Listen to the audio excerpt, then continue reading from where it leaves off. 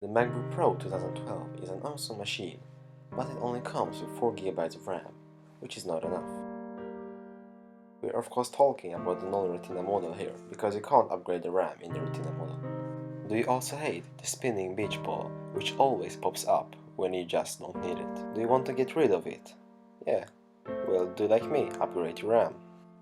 8 GB is enough, but 16 is the best choice.